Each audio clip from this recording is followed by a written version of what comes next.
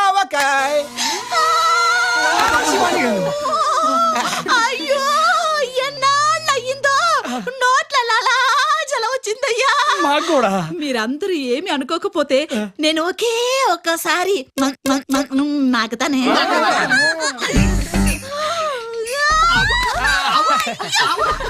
వేడి వేడి అన్నంలో ఈ ఆవకాయ వేసుకుని కాసంత నెయ్యి తగిలించి అలాగా కలిపి తింటాము.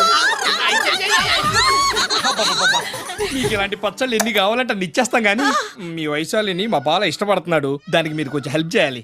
ఓ ష్యూర్. మరి మీకు బెంగాలీ వచ్చా? మీకు విషయం తెలుసా, ఆ అమ్మాయి తెలుగు అమ్మాయి. అనగానే ఎక్కడో కనెక్షన్ కట్ అయిపోయి గొంతుకు వీక్ అయిపోయింది. నా గుండెల్లో ఉన్న ఫీలింగ్స్ చెప్పుకోలేక ఎంత బాధపడ్డానో మీకేం తెలుసు మేడం. అదే మన తెలుగు అమ్మాయిని తెలుసుంటే నా కష్టాలన్నీ చెప్పుకుని మాయ చేసో మతలబ్ చేసో ఈ పాటికి లైన్ లో పెట్టుకునేవాడిని. అలాంటి వాడివి కాబట్టి చెప్పలేదు.